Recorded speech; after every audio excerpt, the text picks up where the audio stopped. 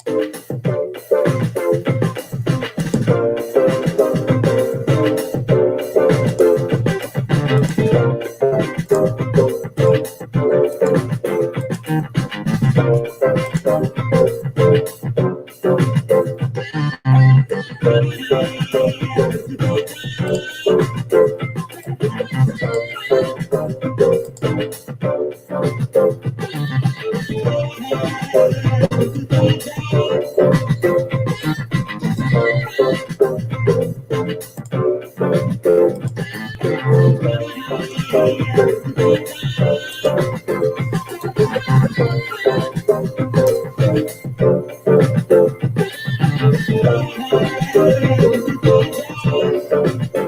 guys, this is Patdees, and we'll be starting the show momentarily.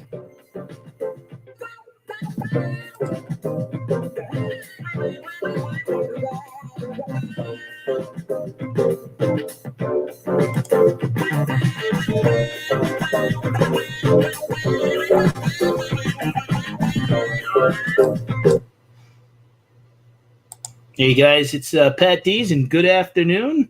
It is now 2:00. I want to thank everyone that's stopping in. It takes a couple minutes for people to kind of come into the room. We got 11 people watching already. That's great. Reseller Reboat, Beth, Craig's in here, Stocks Unhinged, and Rick. How are you guys doing this afternoon? I'm excited for the guest that we have today. Louise from KLC Reselling is going to be joining us momentarily. Hi, Tara. Typically I do the Thursday night live show because of Louise being on a different time. She's 5 hours ahead of us. I wanted to have her come on to the new show that I started a couple weeks back called 168. 168 basically came from the premises we have 168 hours in a week. And, how are you spending your time? Are you using your time wisely? Are you, what are you doing with your time and stuff like that? So we already got 13 people in there. I'm going to get Louise out. She's in the back, and I'm going to welcome her in. And here's Louise. Hello. Hello. How are you today? I'm absolutely fine. Thank you very much. How are you? Good. I really appreciate you. You're my first UK guest that I've ever had on my channel. Feel very honored. I appreciate it. I actually, if anyone's watching right now through Tommy Bernhardt and Tracy, I saw you on there and found you on Instagram and reached out and said, hey, would you be interested in coming on the, and helping me out and doing the show? So if anybody hasn't subscribed to Louise's channel, it's down in the description. Please click the link below, and you guys can check out our channel. And Louise, if you want to type something in the chat, they can click those 3 dots to the right and go on her channel. There's Tracy. Hi, so Tracy. Thanks for stopping in. David's reselling journey. Oh, Dave. I just he was on he popped in on Tracy's live the other day. So, and lots of Josh. Thanks everybody for stopping in. And I want Louise. What time is it over there right now? It is 3 minutes past 7. 3 minutes past 7. Wow. So you're fine. Hi, just me, Kathy. Yes. Louise is my guest today. I'm excited to talk to someone overseas that does reselling. Why don't you tell us a little bit about yourself to start out and your channel and basically the platforms that you're selling on? Sorry. That's all right. Drink my tea. So my name's Louise, and I started reselling at the start of the year. I used to be a teacher. And I quit that in December. So I started then reselling at the start of the year. I kind of dabbled in a little bit while I was teaching still to try and figure out what to do. I've sold on eBay for like 10 years, but only sort of personal things. So I started selling like my own clothes, kind of how everybody kind of starts off, start with selling their own stuff. And and then then I loved it, got hooked, and thought, you know what, I'd be so much happier being self-employed, do it all myself. And then so I took up eBay in January, and then just kind of hasn't stopped since, really. I sell clothing. That is primarily what I sell. I've tried to sell other little bits and bobs, like plushies and board games and stuff, but it's just not my kind of thing. I like the clothing. It's what I'm interested in, what I'm passionate about. So that's kind of what I do stick with. I do sell on Amazon as well. I started to sell on Amazon in July. I loved it, got hooked to it. However, I put all my time and effort into Amazon, and it just kind of dragged me down eBay wise. So kind of it just, eBay was up here, and then Amazon kind of just done that, and then eBay just did that. So it just wasn't, wasn't so useful with that.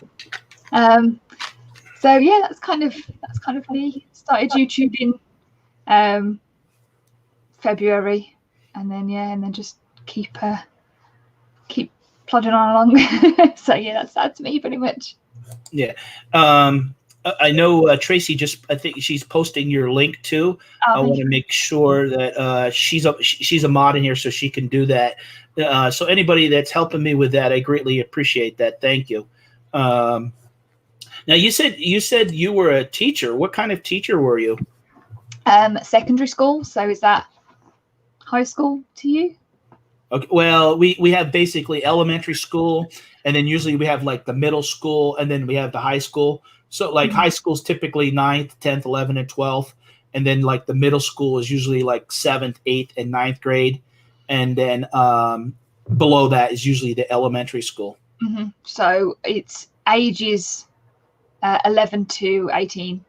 Oh, okay. So it's more, like our middle and / high school. Yeah. When I was in school back in the day, 25, 30 years ago, we had the two buildings, and then they started kind of trying to keep them separate because, a lot of the seniors sometimes could have, here you are 13 years old coming into the building, and you're hanging out with 18-year-olds at times. And sometimes it turned to be problems, Now, so you went, and I don't know how it is over there in the UK. So how long did you have to go to school to get a college degree to be a teacher? Well, you've got to have an actual degree, a standard degree to begin with. So I did that for 3 years. And then once you've done that, it's then a year then after that to then do the teaching qualification. Uh-huh. And how many years did you teach? 1.5. Wow. And you basically just so you're young. You're a young lady. Mm-hmm. So basically you came out of college and you went right into teaching? Pretty much, yeah. My degree is actually in geography, but what I taught in was computer science, so completely different. So okay. I finished college, and then what did I do? Yeah, finished college, went straight to university, took a year out, and then decided that I was going to do teaching. And then did my first teaching job, loved it.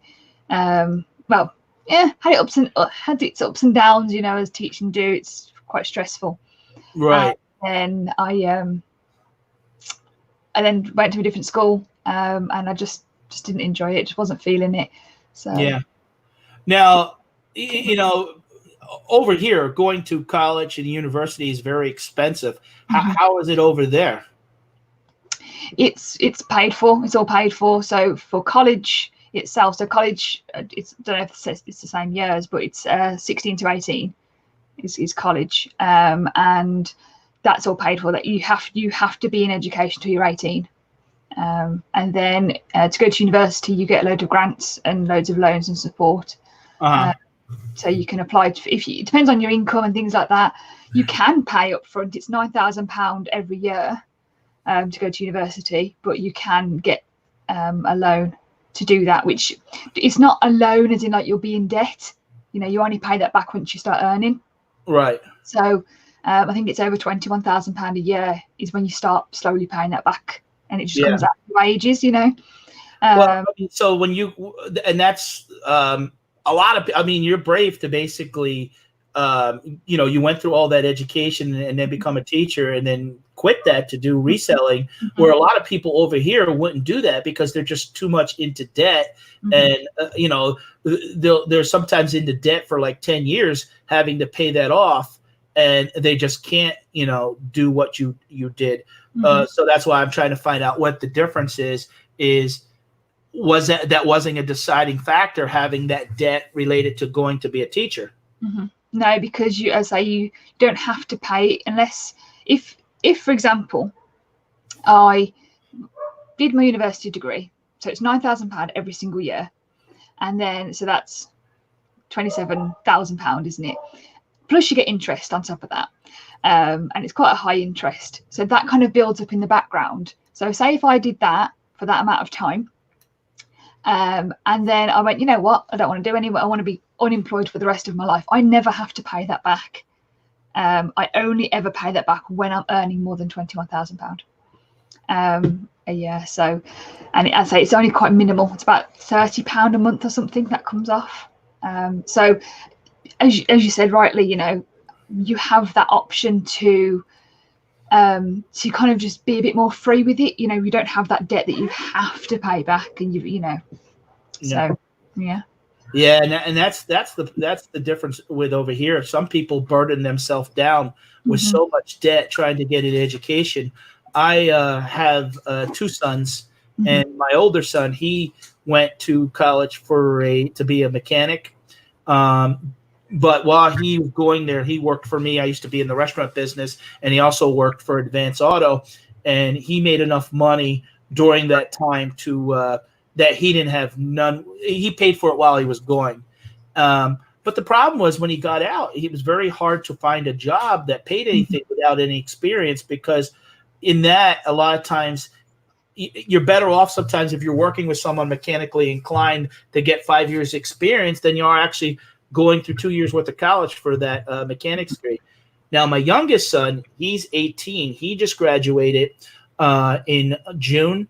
He went through a course through the local college for 4 months, and then got hired by a defense and aviation company, General Dynamics, here in the United States, and is already got a great paying job. And he only had to pay $4,000 to go, and he has no debt because he was part of the robotics club and qualified for a scholarship. And so, and that's it's sort of, the difference between these countries and what some people are doing to kind of go to school and get themselves into debt.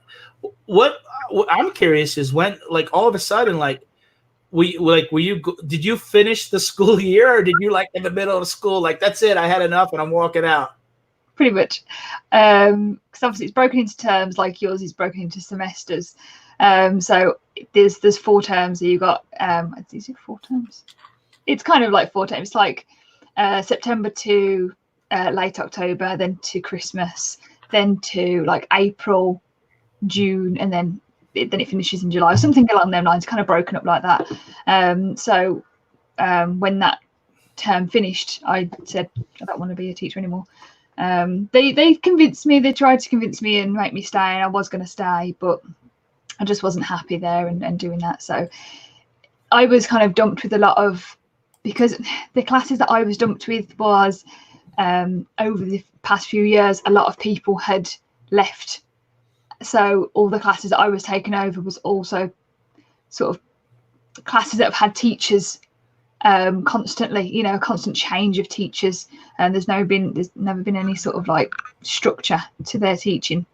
So it was really difficult to try and pick them up because they were used to people coming and going all the time. So I do miss it in some aspects, but it's to me, it's the politics of it all. There's a lot of rubbish that comes with it, and a lot of you don't get paid a lot for the stuff you do. Now let me ask you. I mean, I'm not. What did a teacher salary pay? In our schools right now, probably starting in your 20s in our area would probably be about $35,000-$40,000. But if you're there 20 years in our area, you're making 60, 65 working 9 months out of the year and then have full benefits and sick days and stuff like that. Mm-hmm. Yeah, I mean, you get, it's probably around 23 to 25,000 you start on. Pounds? Pounds, yeah. Yeah, so that's about, yeah, okay, so about, and so 25, yeah, so that it's probably about 12% less than what we're starting out. But Dave, Deep Fried Deals has a quick question. Even if you don't pay it back due to low or no income, I can imagine the interest is still occurring. It is, but when you get to 60, the age of 60, it gets wiped clean. It gets wiped clean, yeah. In this country, even when you die, they chase you down. They'll chase your estate.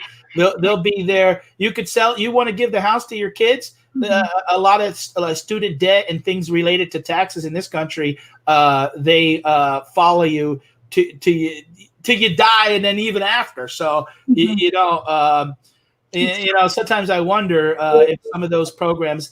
The only problem I see is that people kind of going to it and then realizing, nah, I don't want to do it, and then it's costing the system money. So that they're talking about. We have candidates in this country that talk about wanting to do free college and stuff like that, which I'm all for supporting people that can't afford to go. But what I like to see is there are companies now that what happens is you can go to college, and then the company, if you sign a contract, like let's say 2 to 4 years, they'll pay for that. And then if not, if you quit the job before that, then they're going to take the money back from you or make you pay. So there's some sort of incentive to have some, skin in the game, they call that. So I see more people coming in. I really appreciate it. It's 2:00 in the afternoon. I don't do many shows this time. So to have all these people coming in here, I appreciate it. And you're right. She is a great guest. And this is not a normal, we're not just talking about reselling. I'm really trying to get to know Louise and really the different cultures and what she does. So she was a school teacher, as she said, and she quit that to do reselling. But what was you quit that to do reselling. You could have quit that to work at the grocery store. What made you all of a sudden, how did you find reselling? I've worked in those little jobs, I've been a waitress, I've worked in a supermarket, all that sort of stuff. I've kind of done all that.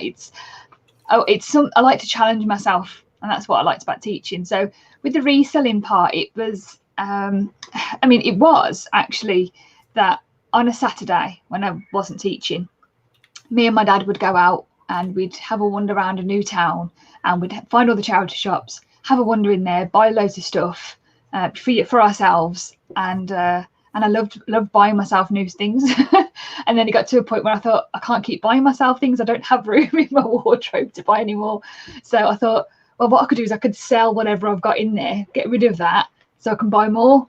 And it just kind of went from there. Then I started selling my own stuff, and then thought, I can make some money out of this. And tried to do that as well as teaching it. That was tough. Yeah. But I really wanted to see if it was going to work, and it did. It was minimal because obviously I couldn't put all the hours into it. But then when I quit, it just shot right up because obviously I could put all the effort in then. So I just enjoy it. I just like clothes. So now you said you would go shopping with your father, your dad. So you live at home with your parents still? Yeah, I live at home with my dad at the moment. Well, and that's good because that way they're supporting you. And I'm always amazed, and I talk to my kids. They're always sometimes want to be quick to be independent, but being independent costs a lot of money. I tell my son, my older son, I made him save money while he lived at home, and he never rented. When he moved out, he bought his own house. I did the negotiating for him and stuff like that. But I made him save up enough money that I said, hey, why pay rent to somebody else? Because for his mortgage, he's got a 2-bedroom house with a 1-car garage. His payment is $540 a month, which includes his insurance, his taxes, and everything. That's amazing. He could rent that house out right now for $800.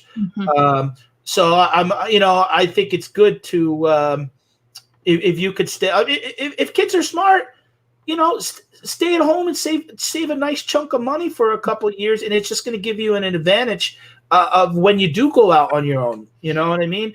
And I've noticed that when I was in the restaurant business and when I worked in it when I was younger, and I would meet people from Guatemala, Mexico, Costa Rica, a lot of them were family oriented, and a lot of them would live together and share on the expense to save for the future. And I seen it even with the Asian cultures too, that the same way. I have friends that they have a business, and they would live a bunch of them together, and they would save and buy a house cash that they didn't even have to go to the bank. So I think it's a good on your part. Well, I have lived on my own before. Like me and my partner, we did get a flat together, but it just got to a point where if we wanted to move forward, we did need to save up, and it was really difficult to save up when you like you say, you're trying to pay all this rent out. You can't save up as much, so it kind of gets to the point where you think, I'm saving up £20 a week. It's just not getting anywhere. You end up going, I need that for emergencies, and you just don't get to save that up, do you? Right. Now, typically, what does a 2-bedroom apartment cost over there to rent? To rent, probably about £600 to £700 a month. Yeah, so that's equivalent of about $850 over here. So that's about the same. There's certain areas, of course, less the population. Now, I live about an hour and 15 minutes from New York City. Forget it. You can't afford. New York City, $2,500 for a 2-bedroom apartment. You know what I mean? Now, how far are you from big cities? I live in Birmingham, which is the second biggest city in the UK. Oh, wow. So it's about a 15-minute drive into the centre. So I do live in there, obviously just on the outskirts. And then London is probably and it's an hour and a half on the train. Okay. It's about sort of 2-hour drive down. So yeah. Now I heard you in the different terminology. I heard you mention a partner. So over here, that would be a boyfriend or a girlfriend, but you guys call it a partner. I think I feel like it's an age thing, because when we were younger, I'd say this is my boyfriend, and you still do, but I feel like I've been with him for so long. I feel like it's just my partner, because we're not married, right? We're not 12. Yeah. To call him a boyfriend, so it's I just call him a partner. It just sounds a bit more formal, So that's just a word. I get you. Over here sometimes people refer to as a fiance, and then be like, "How long you been the fiance?" And sometimes people are, "Well, he's been my fiance for 9 years." I'm like, "Okay, well, what are you waiting for?" Yeah. That's it. Now, getting into reselling, we had what type of items do you resell? Just clothing. That's all I do. Just clothing. Women's or men's clothing? Both. Mostly women's, because usually I obviously go into the charity shops and whatever, and just go straight to the women's again, because it's what I enjoy. But when my dad goes with me, he'll pick out a few things. He knows some good brands and stuff, and he'll give them to me. So. That's kind of how that works. Now, someone in the chat had asked, where do you basically source your clothes? So I generally do it from charity shops, which are your thrift shops, aren't they? Your thrift stores. That's where I do most of it. We do have car boot sales, which I don't think you don't have car boot. I don't know what you'd call it. It's like it's garage sale or garage sale. Oh, we have you mean like a rummage sale? Kind of. It's basically you're in a big field, a massive field, and everyone's kind of driven their cars onto this field. Oh, okay. It's called outside. It's called a flea market here. That's it. Yes, a flea market. That's the one. So so I can sometimes find things there, but other than that, there's not much else. So.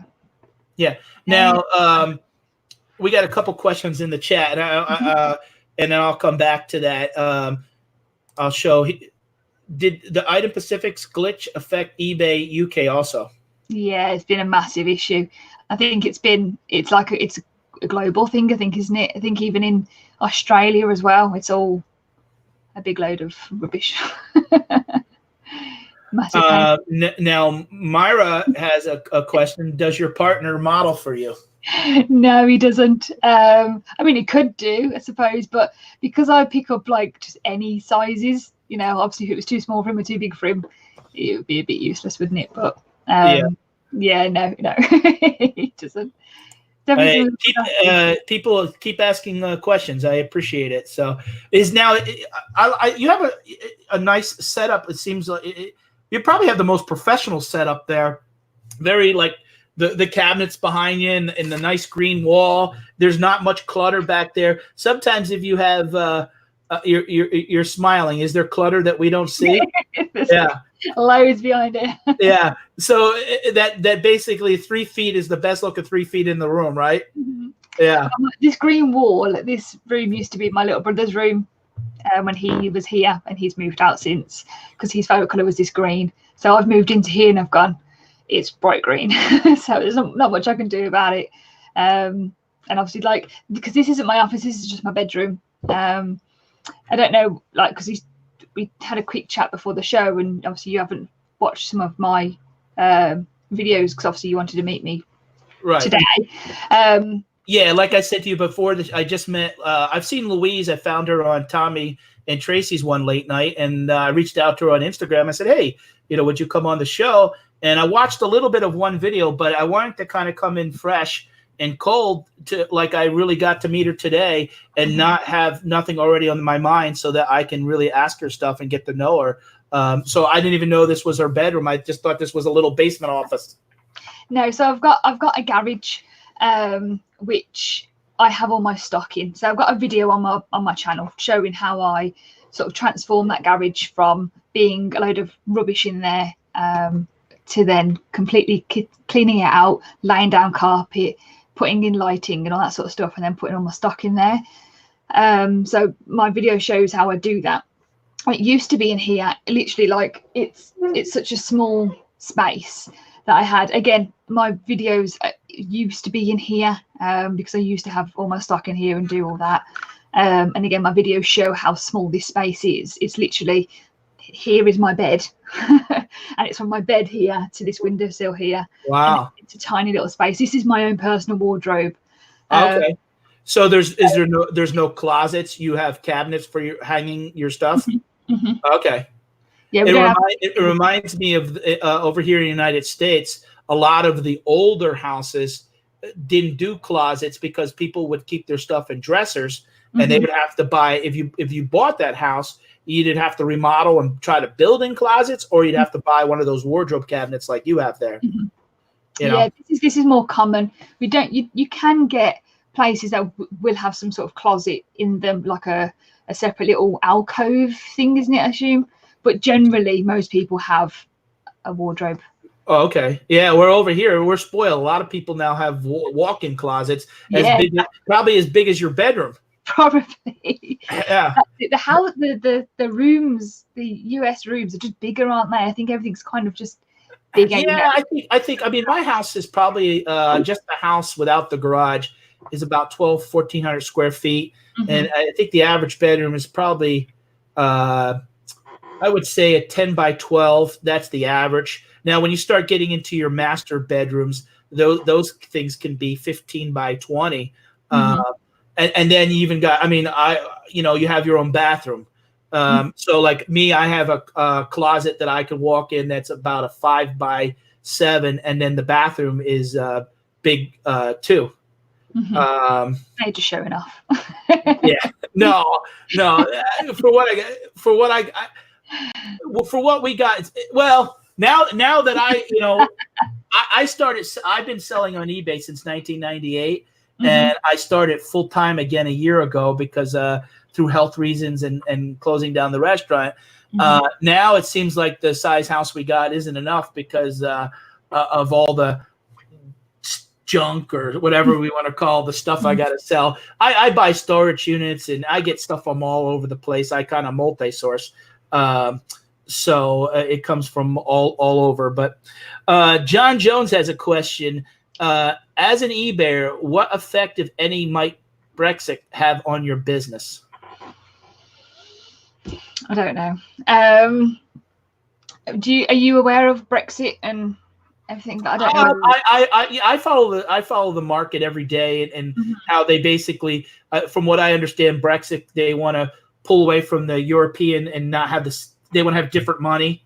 Right. Yeah. So I fundamentally understand pretty much. Most of it. We're keeping the same money. Everything's sort of the same. Because obviously, if most countries in Europe kind of have the euros, that's right. So that's, I think, and obviously some countries have their own currency, but obviously we'll still keep the pounds. But it's just that we're trying to remove ourselves from the European Union, so we don't have the same laws or the same things that hold us back, apparently. Right. But obviously that has issues in with trade and other things like that. As a eBay, as a reseller, I don't think it will have much effect on me. I don't know if you have. I don't think you actually probably had this option. GSP on eBay. Do you have GSP? Global shipping. Yeah. We definitely have that. And that's what I used to do, international shipping, because our job is just to get it to the eBay has a place in Kentucky here in the United States. As long as we get it to Kentucky and it's safe, eBay takes the responsibility from Kentucky till it goes overseas. But it costs people a lot of money. Like, I sold a SpongeBob tie yesterday, and I got $13 for it, including shipping. And that cost me basically $3.50 to send to Kentucky. Well, that person paid an additional $17 to ship it overseas for a 4-ounce item. It's crazy, isn't it? I mean, yeah, $29 for a SpongeBob tie. I'm like, wow. That was a great buy for me, because I think I either picked it up at the Goodwill or Salvation Army for $2. Just Me Kathy has a question. How big is your eBay store? Do you have an eBay store? Yeah, I do. I've only got a basic store. It's not that big because of I'm kind of doing eBay a bit more part-time at the moment, just in the past couple of months, just because I've been helping my dad out with his business. It's currently at 300 items, so it's not massive. It's definitely something I need to build on. But what do you if you don't want to mention it, what do you help your dad with at his business? More just to do with his I create his website. Oh, okay. And do his accounting stuff as well. Right. I was thinking about that. You being a teacher, I've seen many. I've met people here that actually go to other countries and they teach English. Have you ever thought about doing any type of online teaching or tutoring where you can basically kind of do courses and still get paid to be at home and kind of in between? Or don't they offer something like that over there? They do. I mean, there's something called the Open University. And I think, if I remember rightly, I think they do like online courses, so you can get your degree, but they would also do it from the comfort of their own home and in their spare time. So they would watch their videos and do the essays and stuff like that as and when they can, like that. So it is kind of an option, but I personally don't feel confident enough to do something like that. Because my degree was in geography, I know things to do with geography. So I've then decided to become a teacher in computer science.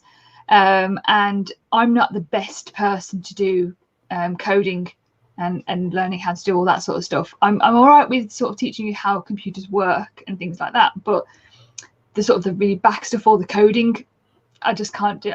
It doesn't compute. Yeah, I mean, they say coding basically is all ones and zeros. But I used to do basic back in the day when I started learning computers and could do the basic coding. And then I used to do a little HTML for websites and stuff like that. But what happened was everybody made it easier by making these programs that with all these templates. The only issue with that is that a lot of people's websites started looking like one another. Mhm. Someone asked earlier, do you sell jewelry at all? It's not something I've never sold jewelry. However, it was something I thought about going into as an additional thing, and because I sell on Amazon as well, I was going to go to a wholesaler and sort of start working with them, selling jewelry and selling their jewelry on eBay and Amazon. But it just wasn't my kind of thing. Again, it's not my kind of passion. I just kind of wear the same pair of earrings all day long, the same watch all day long, so it's not, again, I don't know enough about it to Right. be in it. So And that's one of the reasons I actually got on YouTube. I had been doing eBay since 1998, and I was doing some things that I knew, like toys, sports cards. Those are things that I knew, but I really didn't realize actually the opportunity that was out there until I found other people on YouTube. And then I started doing Amazon in February. Right now, I mean, this past month, I sold more on Amazon than I did on eBay. But they say that sometimes when you're focusing more on one, the others kinds of seem to fall to the wayside. And that's the issue that I have right now. That how is Amazon, like, are you selling just clothes on Amazon too, or are you doing other things? No, Amazon, I do just whatever I can find, really. It's mostly toys, health and beauty, books, that kind of thing, just like bits and bobs that you can find in shops and whatever. I think that's my issue, is that I've lost the feeling for it almost, because it feels like a chore that I just go around and just kind of go, I'm just going to pick up this. And, if it might be just a board game, this might be an offer, I'll just pick up a load of board games, so it's not, I just kind of pick up whatever, really. So what about you? Do you sell? As far as Amazon, I sell toys, books, kids' clothing, anything that I'm gated still in a lot of things. I mean, right now I've probably had my the last 3 weeks I did about $1,200, but I'm selling like new boots. I have a connection with a local sporting goods store that I'm friends with, and basically what happened was I help them when they do their once a year they have like a customer appreciation day, and I'll help them, and we get to talking, and they know what I do because they used to patronize me at the restaurant, and they'll tell me sometimes they have items that they're selling them at customer appreciation day that are sitting there for sometimes 2 or 3 years because they just have so many SKUs. So I said, last year I said, well, why don't you let me sell some of this stuff on eBay? And I did. I sold several $1,000s worth of stuff for them, and I don't have to put the money out for it, and then I just charge them a commission. I take a picture of their item. It stays at their store. Once I sell it, the place is only 2 miles away from me. I go and pick it up, and it's not money I have to. But it helps them, and now they see the opportunity in some of their stuff. Hey, Rusted Raccoon, Tony, thank you for stopping in. They see the opportunity that does exist. They're kind of old-fashioned, and they probably got a couple more years in the business, and the employees don't want to be bothered with doing internet sales, but it's just a missed opportunity that they've missed out on. I've probably sold about $5,000 or $6,000 worth of stuff for them in the last year online, and it's great opportunity for me because I don't have to take the risk. They already got the inventory, and I'm getting stuff, and my goal is, I mean, I like, the problem with eBay is a lot of times, like, I'll give you an example. I bought a golf book the other day that was based on like Tiger Woods. Every year after they have the golf, they make a yearbook. It's green like the suit, the jacket, and I picked it up for $1.49 at the Salvation Army. I sold it in a day for $20. But those items are rare to find like that. And with storage units, this time of the year in the winter, you don't have a whole lot of storage units, or it's so much work and you get probably 50% of the stuff is junk. So then you got to go and pick it up, and then you got to go through the, what I like about Amazon is buy, like I got some stuff the other day. I got 20 of one item. I scan that in. I don't have to take no pictures. I send it into the warehouse. The thing is, they take basically 35%, where on eBay it's costing you roughly, with PayPal, about 13-14%, even a little bit less if you have a store, because some things are only like 8.7%. But eBay doesn't have the velocity that Amazon does. You could have something on eBay sit there for 4 months, and yet you could sell 3 of those items every week on Amazon. So it's just Amazon has such a larger platform, and that's the issue. How many now? Are you pretty happy with what you're doing on eBay? On eBay, yeah, definitely. I love what I do on eBay. I say, because I've been sort of been busy. Hello. Sorry. Pardon? Just letting you know. Okay, thank you. I'm gonna go to dinner. Okay, thank you. Sorry. That's all right. Was that room service? It was room service. Yeah. So you really are living in the Hyatt. He just popped in to say he's just got home. So all right. My boyfriend just got home, so he was just saying hello. Sorry. Well, you tell him that we said hello too. I will do. He's gone down to cook dinner for me now. But yeah, I do. I enjoy my eBay. It's something that it's a passion, and when you're passionate, it just doesn't feel like you're working as such. Amazon, I just don't feel like that. I feel bored of Amazon, to be honest. Yeah, the thing is, see, what I want to do, and I think, and that's where everybody's on a personal level.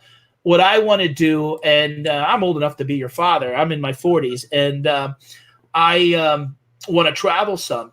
So what's nice about that is having the ability to ship things into an Amazon warehouse and still have money coming in, and being able to, and also being able to find like 30 of something. Like, I'll give you for example, and it's not going to, a lot of times people don't want to talk about what they sell on Amazon because they worry about people crashing the price.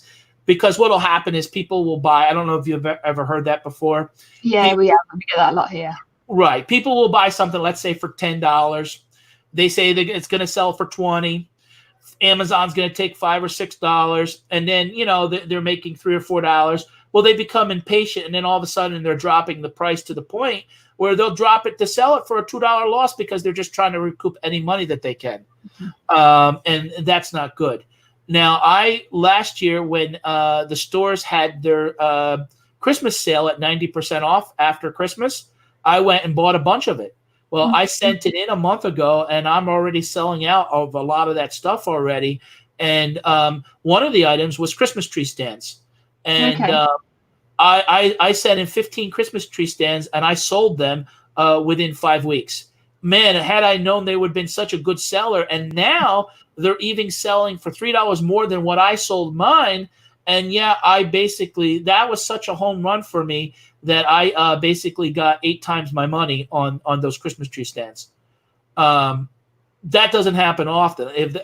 I can't say that much on eBay. So having the ability to find 20 or 30 of a product like that is great, because then you just scan it in, you put it in one box, shipping it in, and you're done with it. I had the same thing, that's what I do like about Amazon. You can, if you do find that one item that you can buy loads of, and you can just ship the whole lot off to Amazon, you don't have to worry about it. It's great. One of my things was I think I bought them for about £15 each, and then I was selling them for about £34, I think. And the fees, they were probably about this big, so they weren't huge, so the fees wasn't massive. And it was great. I was the only seller. I was the only FBA seller on there. I was raking it in because they were going really fast. The sales rank was low, and then all of a sudden, loads of people came along and just undercut me by £10. I dropped it down a little bit, my price down a little bit, just to be a bit more competitive, because it was really low. And then I thought, you know what, I'm going to leave it, because by Christmas they'll go. Right, because let's say, for example, there's 100 of that item in there, and if they're selling 20 a week, for 3 weeks, yours might not sell, but eventually those ones are going to wash out. the lowball ones, and you're going to be right in there firm with your price, not having to give it away. That's really when you're doing Amazon and eBay. Yeah, a lot of people years ago used to do it sort of like and I think there are people still today that do it like as a hobby or just want a couple extra bucks. But if you're doing it as a business, you got to really understand how things work, understanding margin, understanding, return on an investment. When I first got in, I was listening to people about doing cheap things. And now I'm at a point that I know, and like my son yesterday, he was with me. We have a Gander's Outdoor that is closing up. It's a sporting goods store. It's run by the Camping World, Marcus Lamone. I don't know if you've ever heard of him or not. No. But he does a show over here on CNBC called The Profit. And Camping World is a company that is really big into RVs and those big, basically those big hotels on wheels that people drive around. Do people have RVs over there? Not RVs, just more caravans, just small little little versions. RVs are more like a big trucky type thing, aren't they? Yeah, exactly. Yeah. I mean, they have them. They have them small, maybe 400 square feet, but they have them as big as buses now. But we went in there yesterday, and I could show you like one of the things we got. This was a fishing item. Now, this item sells for about $13, $14 on Amazon. I picked it up for $3. I know pretty much based on size of items that I buy, how much Amazon's already going to take. They're going to take $5 of that. So like my son found a couple items that there was no room to, in other words, if you can only sell it for $5 on Amazon, there's no money to be made because Amazon is pretty much going to take $5. So you're actually going to lose money on the item. Also larger items, it doesn't pay sometimes to send in if they're too cheap. Because of the sizing of it, you're just not going to make no money. So it's once you get to know that, one of the things I'm sending in kids clothing, and they don't take up a lot of space. And I should be able to, even after fees, double my money on those type of things. Clothing is a pain. I sell stuff on eBay, but sometimes the lure of it is being able to find something cheap sometimes and sell it for 10 times for what you paid for it. It's hard to, when you could buy something for $2 sometimes and flip it for 20, that's nice. Now, that's quite common here, though. It's quite common. It's quite common to the stuff that you can buy here. It's not that expensive in our charity shops or our car boots. You can generally pick up most items. Not, obviously you've still got to be savvy. You've still got to find them, but you can pick a really nice dress up for less than £5, and then sell it for £20, £35. Can I use some of the dark chocolates? Yeah. Sorry. He wants to buy chocolate. He's cooking the dinner. He's asking if he can use the chocolate for the dinner. I don't know what he's doing. Now, does he do primarily most of the cooking?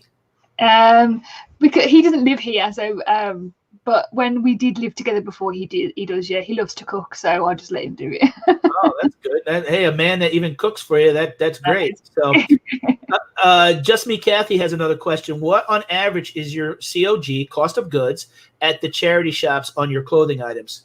In other words, for example, Goodwill here charges about $4.49 for a pair of pants. The average item in our Goodwills. Now, I live in Pennsylvania, which is about an hour and 15 minutes west of New York City. Most of our stuff ranges from $4 to $7 in a Goodwill. Now, the Salvation Army, their prices are crazy. They could charge $4.99 for a pair of jeans or $12.99. So what is your average cost of goods at that charity shop? They all depend because we have a Salvation Army, but a Salvation Army is one of our charity shops. So there's so many different types of charity shops, so many different brands almost, and it just completely varies. You have some of them that are everything in this store is less than £3, so you can pick up absolutely anything in that store there for less than £3. And you can go into some that, it depends on what area you're in as well. You know, if you're in the middle of a city centre, they're going to charge you, I don't know, £20 for a really nice dress. You know, Right. they could charge you that. You can go to somewhere a little bit more out of town, and they'll charge you £2 for a dress. So there's no standard. It sounds like, No. which is like our Salvation Armies. They basically tell us it's whoever's pricing it in the back, and they have a chart. And if somebody feels like, hey, you know, I think that jersey's worth 20, and where I go, a lot of times, if you talk to the right person, you can say like, nah, that $20 for that's too much. They even know that people are resellers and stuff like that, but they're kind of asking crazy prices. And sometimes if you catch the right person at the right time, you could say, hey, would you take 15 for it? And they'll go sell it to them. I've had situations where I go, and once in a while, you know, the guy will know me, and it'll say like $2.99 is 99 cents. Because they're like, it's crazy. And I think once they get comfortable and see it, they don't mind doing that. Now in the Goodwills, there's none of that. The price is the price. If it's $4.49, except they have a color of the week, and those colors, let's say it's purple with the tag on it, that will be half price for the week. See, our Salvation Army do that. Okay. Our Salvation Army does something like that on certain things.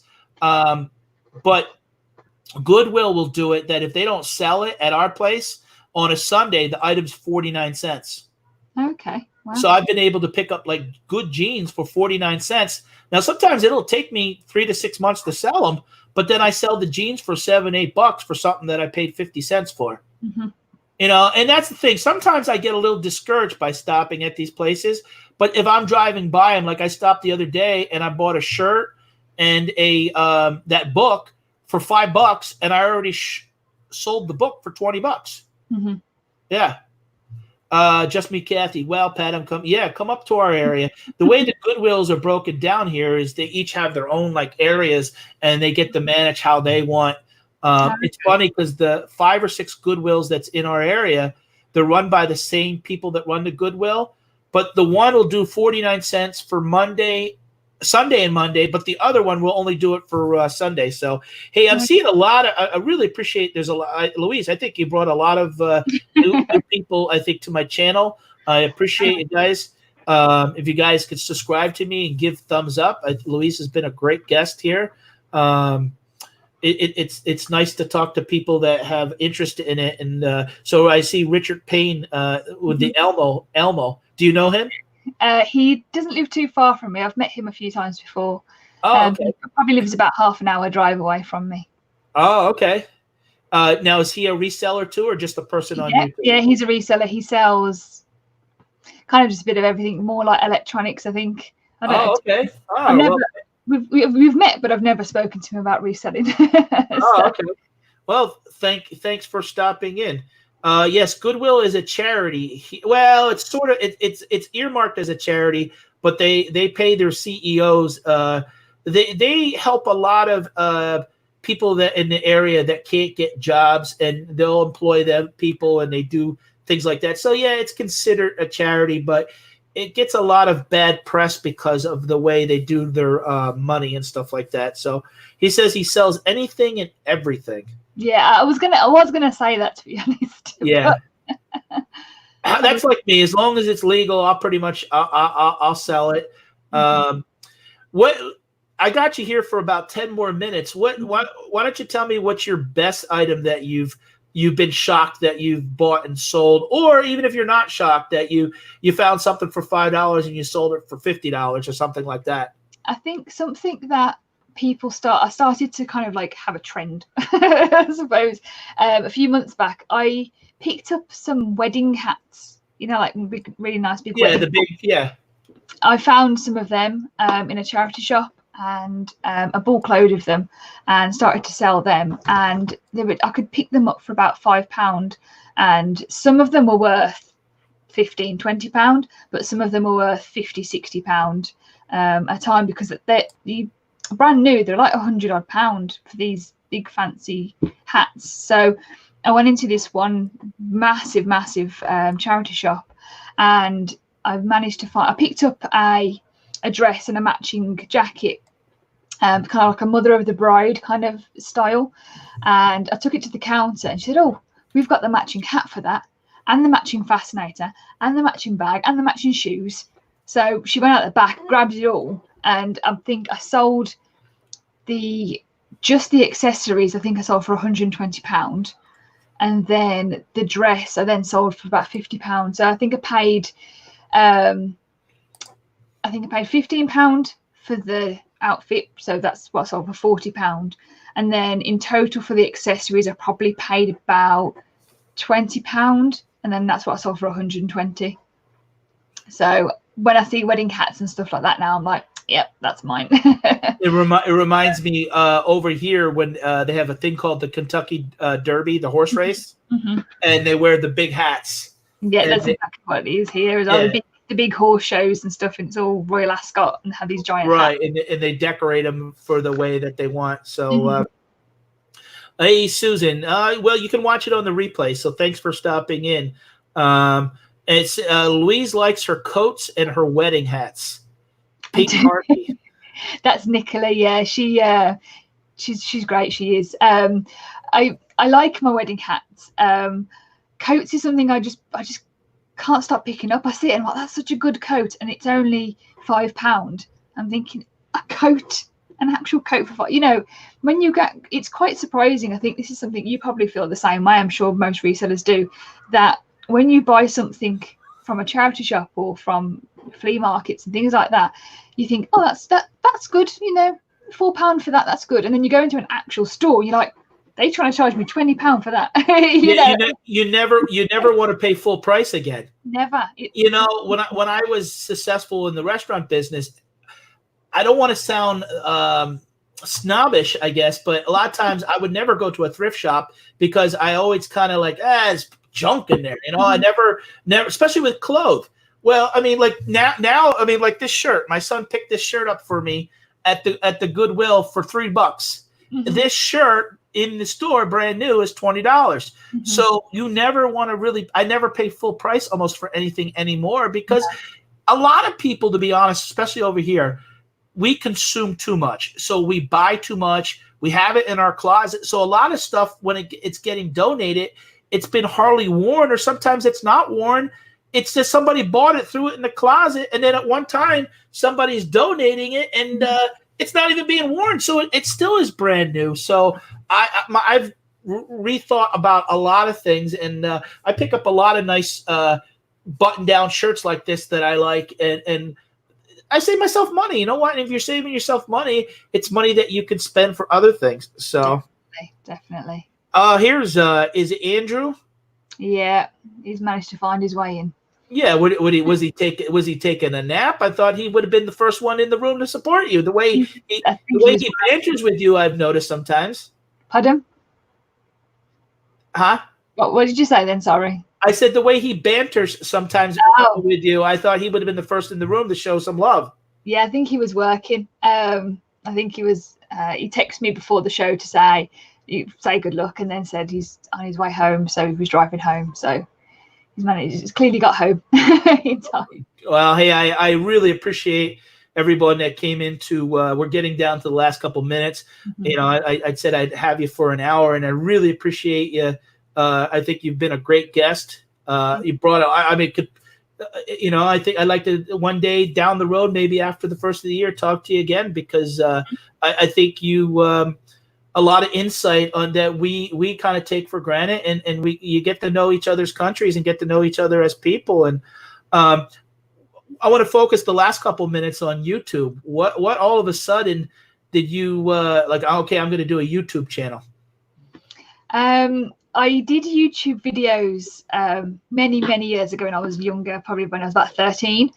Not of myself. They were just videos that I created. I love creating things and love, all that sort of stuff.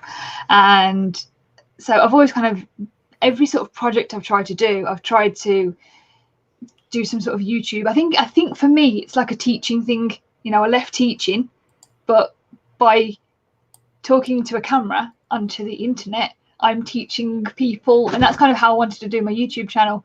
I wanted to teach people things about eBay. So it's kind of a teaching thing. Right. And if you're good at communicating and I think that's, to me, the most successful people on YouTube are people that can basically educate, teach people things or be entertainment.